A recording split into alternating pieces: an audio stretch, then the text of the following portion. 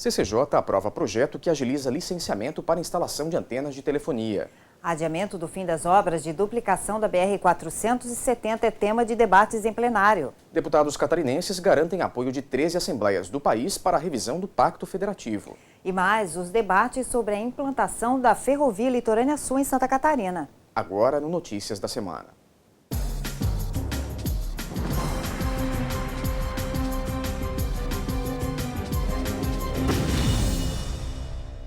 Santa Catarina está prestes a adotar novas regras que prometem simplificar o licenciamento ambiental para antenas de telefonia. O objetivo é que a liberação do documento não demore mais que 60 dias. O projeto que torna o trâmite para a instalação das torres menos burocrático passou esta semana pela Comissão de Constituição e Justiça. Veja na reportagem de Denise Félix. O deputado Silvio Drevek, do PP, é o autor do projeto de lei que estipula um prazo para a liberação de licenças ambientais para a instalação de antenas de operadoras de celular. A matéria determina o limite máximo de 60 dias para a liberação do documento e segue a mesma linha do governo federal. Esse é um instrumento que fortalece a própria FATMA, que é o órgão ambiental, porque na medida que se estabelece uma lei determinando prazo, é evidente que a própria FATMA, através do governo, vai ter que se estruturar com o pessoal e o que for necessário para cumprir a lei. Então o objetivo é exatamente dar celeridade e que, acima de tudo, que o catarinense, que o consumidor, que o usuário possa ser o grande beneficiado. Também foram aprovados o projeto de lei que institui o Estatuto da Juventude.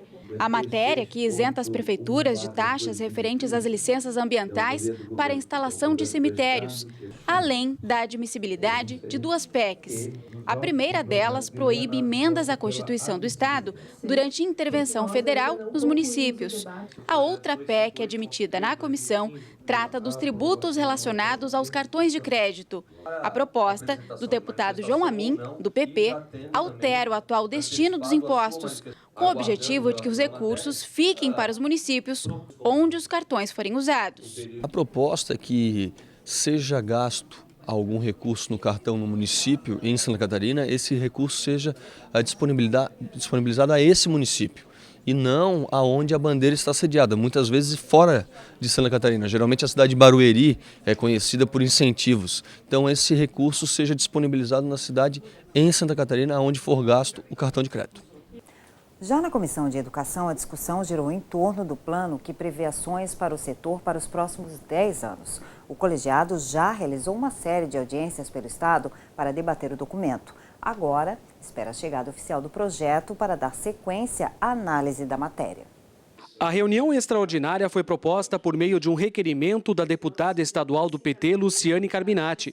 Para ela, mesmo depois das audiências públicas que debateram o Plano Estadual de Educação, as entidades ainda precisam ser ouvidas. Isso porque muito do que elas esperam não foi contemplado no texto original do projeto. O objetivo desta reunião é justamente ouvir as entidades sobre as diferentes propostas que foram apresentadas na educação e fazer um debate direto com os deputados. Então, aproximar as entidades com os deputados da Comissão de Educação, que é a comissão de mérito, e também permitir que, quem sabe, a gente consiga acrescer algumas dessas emendas para melhorar o Plano Estadual de Educação. Durante a reunião, representantes do Fórum Estadual de Educação entregaram um ofício à comissão com as emendas consideradas prioritárias e que foram propostas durante as 8 audiências públicas que discutiram o tema pelo Estado. Como é a questão do financiamento à educação, a questão da valorização do magistério, a questão, por exemplo, de resolver equações que estão colocadas, como a questão do alto número de ACTs, de admitidos em caráter temporário. Nós temos hoje 40% do nosso quadro que não é quadro efetivo. Também a questão do piso nacional do magistério.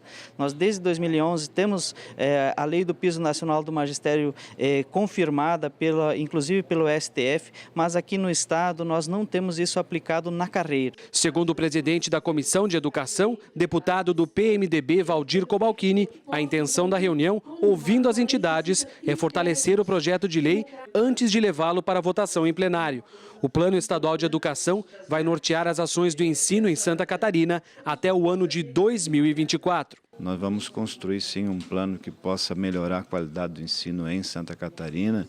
Temos muito que avançar e por essa razão nós vamos ser um pouco ousados em relação às metas que foram apresentadas pelo governo estadual. Eu entendo que Santa Catarina é um estado de referência em nível nacional e que nós podemos sim ampliar essas metas que foram apresentadas para que nos próximos 10 anos Santa Catarina continue sendo o estado com a melhor qualidade de educação do Brasil.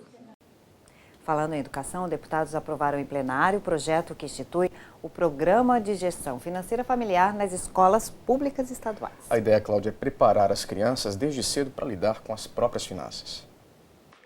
Escolas de vários municípios brasileiros já adotam programas de educação financeira, uma disciplina que começa a ganhar espaço nos currículos escolares tradicionais. O Ministério da Educação anunciou um projeto de educação financeira nas escolas que pretende atingir quase 3 mil estabelecimentos públicos de ensino médio até o final deste ano. Em Santa Catarina, crianças e adolescentes poderão contar com uma política pública complementar ao projeto do governo federal. A intenção é que elas aprendam na escola a fazer o planejamento financeiro da família e se tornem cidadãos mais responsáveis e conscientes quando o assunto for o orçamento doméstico e o uso do dinheiro. O projeto de lei com este objetivo foi aprovado em plenário pelos parlamentares e ainda precisa da sanção do governador. Se virar lei, será instituído aqui no estado o Programa de Gestão Financeira Familiar no Sistema Estadual de Ensino, nos níveis fundamental e médio, com palestras e oficinas integrando várias disciplinas. A iniciativa é do deputado Neudi Sareta, do Partido dos Trabalhadores. É um programa que já existe em alguns municípios e o que nós queremos é que haja isso de forma organizada em Santa Catarina para ajudar as famílias nesta questão financeira, para a educação financeira, os custos, ou seja, principalmente a partir das escolas, já formar a concepção do como funciona o processo de receita e despesas, inclusive dentro das próprias famílias e na sociedade e em todo o estado. Outro projeto de lei aprovado pelos parlamentares determina que a administração pública estadual, direta e indireta, e as fundações estaduais não precisarão mais exigir autenticação em cartório dos documentos pessoais apresentados pelo cidadão. O autor do projeto é o deputado Jean Kuhlmann, do PSD. O objetivo é evitar gastos supérfluos que acabam contribuindo para o enriquecimento dos cartórios de notas. Ao apresentar o projeto de lei, o autor alegou que a autenticação de cópias de documentos é uma exigência desnecessária, que retarda a solução do serviço solicitado pelo cidadão nos órgãos públicos. O entendimento é que o documento deve ser considerado verdadeiro até que seja contestado. Neste caso, um exame grafotécnico provaria ou não a autenticidade. Ainda em plenário, o deputado Leonel Pavan, do PSDB, anunciou que acaba de protocolar moção endereçada à Presidência da República e ao Ministério dos Transportes. No documento, o parlamentar pede que as obras de duplicação da BR-470 não sejam afetadas pelos cortes anunciados esta semana pelo governo federal. A BR-470 liga o litoral ao Planalto Serrano através do Alto Vale do Itajaí e é considerada um importante eixo de escoamento da produção industrial em direção a alguns dos principais portos catarinenses. Mas as obras de duplicação entre Navegantes e Indaial estão ameaçadas. Os cortes no orçamento do governo federal, anunciados para enfrentar a crise econômica, deverão estender o prazo de conclusão da obra em 5 anos, passando de 2017 para 2022. Também está prevista uma redução de quase 30% nas verbas destinadas à duplicação. Até agora foram investidos R$100 milhões na obra, de um total previsto de 860 milhões. Mas no ano que vem, a verba a ser repassada poderá baixar para 64 milhões de reais. Ainda não se sabe quais os lotes que serão afetados, mas entre Blumenau e Indaial, os trabalhos estão parados desde dezembro por problemas na desapropriação de imóveis às margens da rodovia. Em plenário, o deputado Leonel Pavan, do PSDB, mostrou preocupação com o anúncio do governo federal. criticou o novo cronograma da obra. Ele lembrou que em 2022 o atual governo já terá deixado o comando do país. O parlamentar cobra a conclusão até 2018. Pavan anunciou que acaba de protocolar uma moção endereçada à Presidência da República e ao Ministério dos Transportes, pedindo a revisão dos cortes para que a economia de Santa Catarina não seja afetada. Ela está trazendo um prejuízo moral, econômico para o Estado de Santa Catarina, ao incluir no corte, na contenção de despesa do governo federal, a redução do andamento da obra da 470. Uma das mais reivindicadas de Santa Catarina e que nós tanto sonhávamos com a sua duplicação, essa duplicação está sendo postergada e o nosso sonho sendo jogado no lixo. Fiz uma moção, peguei a assinatura dos deputados, estamos encaminhando o Ministério dos Transportes, encaminhando a presidente Dilma, esperando que ela reveja e não paralise a obra dessa rodovia, senão será um caos para toda a sociedade. E veja, ainda hoje, deputados discutem a implantação da ferrovia Litorânea Sul em Santa Catarina. Os detalhes em instantes aqui no Notícias da Semana.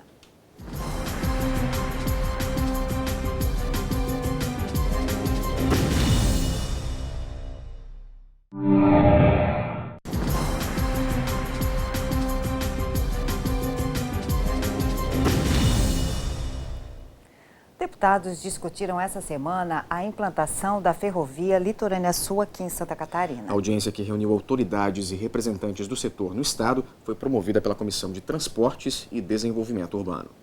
A audiência pública foi realizada no plenarinho da Assembleia Legislativa. Em pauta, a construção da ferrovia litorânea, uma obra com custo estimado em 2 bilhões e 400 milhões de reais, que ainda está na etapa de elaboração do projeto executivo. Com 245 quilômetros de extensão, a projeção da ferrovia litorânea foi dividida em 2 lotes. O primeiro entre Imbituba e Tijucas, com 120 quilômetros, e o segundo de Tijucas a São Francisco do Sul, com 125 quilômetros. Um traçado que facilitaria o acesso aos portos de Imbituba, Itajaí, Navegantes e São Francisco do Sul. Proponentes da audiência pública e integrantes da Frente Parlamentar Catarinense das Ferrovias, os deputados Dr. Vicente, do PSDB, e Dirceu Dresch, do PT, foram unânimes ao destacar a importância da ferrovia. É uma ferrovia que vai interligar todos os portos e vai fazer com que a estrada de ferro Teresa Cristina, a ferrovia do Carvão, seja ligada à malha ferroviária nacional. Portanto, é uma questão de infraestrutura super importante, que vai baratear custo, vai reduzir o número de acidentes, enfim, vai aumentar o poderio de infraestrutura e de logística em nosso estado. Ela faz a integração entre os nossos portos, liga as ferrovias litorâneas com as demais ferrovias com o Brasil, né? Então cria essa integração e isto para nós com certeza é muito importante, porque aí sim nós temos um potencial portuário muito bom para, inclusive, não servir só para Santa Catarina, mas para o Brasil também. Desde 2009, quase 16 milhões de reais já foram gastos com a elaboração do projeto da ferrovia. Ainda assim, a continuidade da obra não está garantida. Isso porque o traçado original sugerido pelo Departamento Nacional de Infraestrutura de Transportes, o DENIT, passa pela área indígena do Morro dos Cavalos, em Palhoça. Com isso, o projeto só pode andar se for elaborado um estudo de componente indígena, essencial para o licenciamento ambiental da obra. Existe, na realidade, um imbróglio entre a FUNAI, IBAMA, DENIT, que vem emperrando e que não são emitidos os pareceres. Sem esses pareceres da FUNAI e do IBAMA, não se completa o projeto executivo. Sem o projeto executivo, não se pode licitar a obra. E sem a obra, nós perdemos. Outras alternativas de trajeto chegaram a ser avaliadas, mas encareceriam demais o projeto, inviabilizando financeiramente a rodovia. O coordenador regional da Fundação Nacional do Índio para o Litoral Sul, João Maurício Farias, participou da audiência pública. Ele confirmou a necessidade do estudo de componente indígena, reforçou a necessidade de garantir os direitos dos índios que moram no local e também a importância de cumprir a legislação. O DENIT precisa cumprir toda a legislação do licenciamento ambiental, e isso é determinado pelo Ministério do Meio Ambiente. O IBAMA é o órgão licenciador, ele recebe o projeto do DENIT, encaminha para a FUNAI. A FUNAI especifica o componente indígena. O componente indígena, o DENIT faz o estudo, apresenta para a FUNAI e para os indígenas, e sendo aprovado o processo, ele tem seu segmento trâmite normal. E a FUNAI não é um empecilho para esse tipo de projeto. O que garante o avanço de um projeto desses é o estudo sendo feito com a máxima qualidade possível. Diretor de Infraestrutura Ferroviária do DENIT, Mário Dirani, veio de Brasília participar da audiência. Ele reforçou a importância estratégica da ferrovia litorânea e confirmou que os prazos para o prosseguimento da obra dependem do entendimento com a FUNAI. Segundo ele, as tratativas já estão sendo feitas. Nós tivemos uma reunião com a FUNAI semana passada e ficou decidido que vamos ter um tratamento mais próximo, ao invés de ficar nesse tratamento burocrático através de troca de ofícios, né? Nós vamos estabelecer um grupo para que se possa reunir periodicamente e definir essas questões pendentes aí com relação ao licenciamento. A proposta de emenda constitucional que trata da atuação da Polícia e Corpos de Bombeiros dos Estados e do Distrito Federal foi tema de debates esta semana no Legislativo. A PEC também define as atribuições das guardas municipais. A proposta altera a Constituição e cria a nova Polícia do Estado e do Distrito Federal e Territórios, desconstituindo as polícias civis e militares. Desmilitariza as corporações de bombeiros e institui novas carreiras, cargos e estrutura básica. De acordo com o deputado Jungmann, essa deverá ser a maior mudança feita em segurança pública no Brasil desde a Constituição de 1988. Para isso, a Comissão de Constituição e Justiça da Câmara iniciou uma série de visitas pelo país em busca de apoio ao projeto de emenda à Constituição que aguarda parecer. Estou começando por Santa Catarina, né? Que é um estado que tem uma tradição já de ter avançado, né? Não resolvido, mas avançado no sentido de acabar com um fato que é praticamente único no mundo. Aqui nós temos 2 meias polícias. No mundo inteiro, as polícias são de ciclo completo. Só para você ter uma ideia, aonde você tem meia polícia no mundo é no Brasil, na Guiné-Bissau e em Cabo Verde. O deputado acredita que 90% dos policiais no país aprovam o ciclo único. O parecer favorável à proposta está sendo elaborado com base nesses encontros e deve entrar na pauta da CCJ até o mês de novembro. A deputada catarinense Carmen Zanotto apoia a iniciativa e acompanhou o deputado na visita ao estado. Em especial aqui no nosso estado, o deputado Raul Jungmann é do PPS, então eu como parlamentar do PPS e representante de Santa Catarina, tenho essa atribuição de acolhê-lo e acompanhá-lo e torcer para que a gente tenha um bom debate que possa contribuir muito para a sua relatoria com relação a esse ciclo completo da segurança pública. Falando em segurança, os índices de violência em Penha, no Vale do Itajaí, deixam as autoridades locais em alerta. E a preocupação chegou ao parlamento. Membros do Conselho de Segurança de Penha, juntamente com vereadores da cidade, vieram expor os problemas à Comissão de Segurança Pública. A violência em Penha foi pauta de debate entre os deputados. Vereadores e membros do Conselho de Segurança fizeram uma exposição dos problemas vividos na cidade com o aumento da criminalidade. A comitiva fez 4 pedidos aos parlamentares: reforço policial, deslocamento do Copom de Penha para Itajaí, melhoria na qualidade do sinal de rádio da polícia e inclusão de agentes temporários para o monitoramento de câmeras de vigilância. O esforço é mais uma tentativa de combate à insegurança em Penha. Nós vamos viabilizar um encaminhamento a esse pedido, inclusive que vem em consonância com a política de segurança pública, no sentido de utilizar de uma melhor maneira o efetivo existente. Então, com a centralização do Copom em Itajaí, com certeza nós teremos mais policiais, mais viaturas na rua, no município de Penha. Vereadores de Joinville, integrantes da Comissão de Proteção Civil, também participaram da reunião e entregaram um documento com reivindicações aos deputados. No ofício está o pedido de 3 delegacias especializadas para a cidade, de furtos, de roubos e outra para os casos de entorpecentes e homicídios. Nós vamos produzir um documento e com a assinatura de todos os parlamentares da comissão, como também dos deputados de Joinville, para mandar ao secretário de Segurança e ao governador do estado também, manifestando a preocupação que aqui foi trazida e vamos tentar buscar uma solução para minimizar esses problemas. Além dos debates, a Comissão de Segurança aprovou 2 projetos. Um deles é referente ao compartilhamento de imagens pelos órgãos da administração pública à Secretaria de Segurança do Estado, com o objetivo de colaborar com a polícia. O outro projeto de lei aprovado prevê a instalação de sistemas anti-sucção em piscinas residenciais e coletivas. A proposta foi feita para evitar acidentes. E veja ainda hoje, deputados catarinenses garantem apoio de 3 assembleias do país para a revisão do Pacto Federativo. A reportagem completa você confere depois do intervalo. Notícias volta em instantes.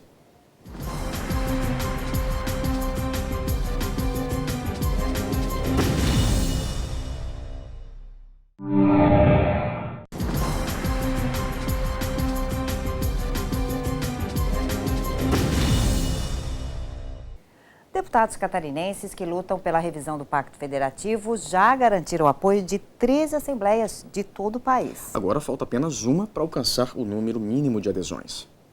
O deputado Kennedy Nunes, do PSD, apresentou na tribuna o resultado de mais uma etapa do roteiro de viagens que ele e o deputado Fernando Coruja, do PMDB, estão fazendo pelo país desde agosto, representando o parlamento catarinense. O objetivo é conseguir o apoio de, no mínimo, 14 assembleias legislativas estaduais para propor 4 emendas à Constituição Federal, garantindo mais autonomia aos estados e municípios e ampliando o poder dos cidadãos. Com a revisão do Pacto Federativo, os deputados querem a mudança na composição do Fundo de Participação dos Estados e do Distrito Federal e do Fundo de Participação dos Municípios, que determinadas competências legislativas privativas da União passem a ser concorrentes com os Estados e Distrito Federal. Mais facilidade para a apresentação de proposta de emenda à Constituição por iniciativa popular. E a destinação de, no mínimo, 10% da receita corrente bruta da União às ações e serviços públicos de saúde, excluindo deste percentual as emendas parlamentares ao orçamento federal. Até agora, 13 assembleias legislativas já garantiram o apoio às propostas. Além de Santa Catarina, Rio Grande do Sul e Paraná, os parlamentos dos estados de Roraima, Rondônia, Amazonas, Rio Grande do Norte, Paraíba, Pernambuco, Alagoas, Sergipe, Goiás e também do Distrito Federal declararam que vão participar do movimento. Outras assembleias serão visitadas até o final do mês, para garantir no mínimo mais um apoio. Primeiro, as medidas precisam ser votadas e aprovadas como resolução em pelo menos 14 parlamentos estaduais, o que já foi feito aqui em Santa Catarina no mês de julho. A expectativa é que já em outubro seja possível encaminhar as 4 propostas de emenda à Constituição Federal para tramitação no Congresso Nacional. Os deputados e senadores disseram que eles também já tiveram essa ideia, só que para eles entrarem com um projeto de emenda constitucional, eles precisam de 2/3 de assinatura. Então, imagina quantos deputados precisam assinar uma proposta de emenda constitucional para ela fazer. Nós estamos indo com 14 assembleias, com o peso de 14 assembleias, que na verdade lá não vai precisar de assinatura de mais nenhum deputado. Vai entrar como emenda, os deputados vão poder emendar, mas ali na frente eles vão ter que votar sim ou não. Segundo o parlamentar, um primeiro contato com o deputado federal Eduardo Cunha, presidente da Câmara dos Deputados, já foi feito quando os parlamentares passaram pelo Distrito Federal. Ele ficou muito feliz de alguém ter tomado essa posição dentro desse critério que nós fizemos de projeto de resolução, CCJ, aprovado no plenário, promulgado. Ele acredita que essa é a forma juridicamente correta para usar o inciso 3º. E ele me disse o seguinte: se agilize. A semana que passou também foi marcada pelas discussões do 6º Encontro Estadual de Vereadores Mirins, promovido pela Escola do Legislativo. Além de discutir temas atuais, todos tiveram a chance de conhecer um pouco mais sobre o dia a dia dos deputados.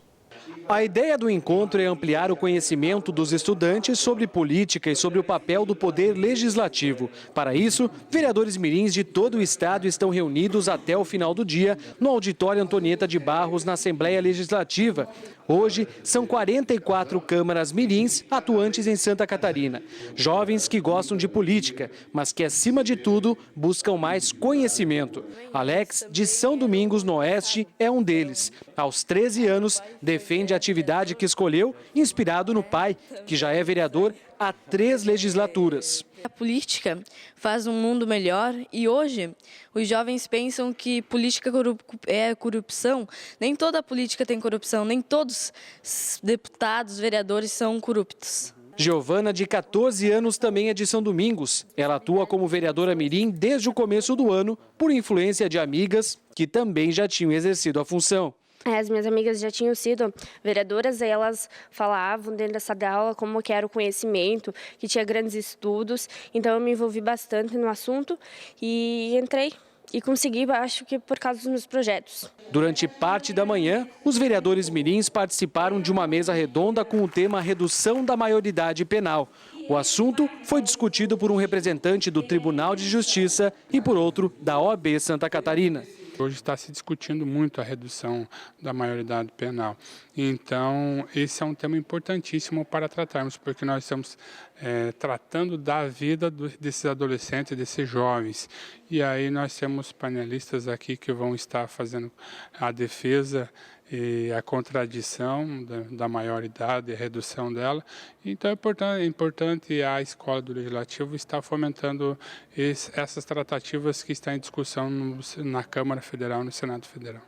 Para o presidente da Escola do Legislativo, deputado estadual pelo PMDB, Romildo Titon, a iniciativa do encontro é fundamental para a formação política dos jovens, além de abrir espaço para que eles conheçam mais a rotina dos parlamentares. Daqui eles poderão levar uma experiência muito grande e também uma troca de experiência muito grande que farão entre eles aqui, trocando experiência das atividades que eles desenvolvem como vereador mirim, e oportunizando a eles também um debate importante, como é da maioridade penal, que eles vão poder participar efetivamente. E para fechar, o espetáculo proporcionado pela Prefeitura de Urupema, que trouxe para a Assembleia Legislativa parte da programação da Semana Farroupilha. Durante o evento, o deputado Fernando Coruja, do PMDB, divulgou o projeto de lei de autoria dele para transformar a cidade em capital catarinense do tropeirismo.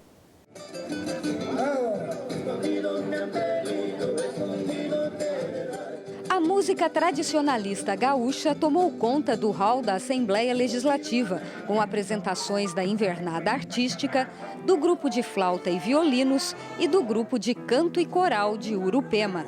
O município comemora a Semana Farroupilha e trouxe um dia da programação para cá. O evento relembra a celebração de paz depois de 10 anos da Revolução Farroupilha, um conflito separatista contra o Império e os altos impostos que aconteceu de 20 de setembro de 1835 a 1º de março de 1845, quando foi assinado o Tratado de Poncho Verde, que pôs fim à guerra. Inclusive no nosso município ocorreram batalhas, houve muitos mortos na época, né? Chegou a morrer quase 50 mil pessoas naquele tempo, é um volume bastante grande de pessoas durante esses 10 anos de Revolução. Então a gente comemora essa data, mas como um acordo, como uma data festiva, em comemoração às pessoas que lutam pelos seus direitos, né, pelos seus deveres e pela cidadania do seu país. As apresentações culturais fazem parte da mobilização da Prefeitura para conquistar o voto dos parlamentares e transformar Urupema na capital catarinense do tropeirismo. O projeto de lei com esta finalidade é do deputado Fernando Coruja, do PMDB. O prefeito do município alega que 11 anos antes da criação do caminho de Viamão, utilizado pelos tropeiros a partir do Rio Grande do Sul, já existia uma outra rota que começava em Araranguá, passava pela Serra do Rio do Rastro e por Urupema e Urubici. Por isso, a população de lá sofreu grande influência da cultura tropeira e agora luta pelo título. Durante as apresentações, o deputado Fernando Coruja anunciou que acaba de protocolar o projeto de lei. Ele conta agora com o voto favorável dos demais parlamentares. Urupema é uma cidade que demonstra como os pequenos municípios, se tiverem iniciativa, podem fazer grandes coisas. E nessa questão cultural, o movimento é muito forte, tem 18 projetos culturais, é muito interessante a experiência de Urupema.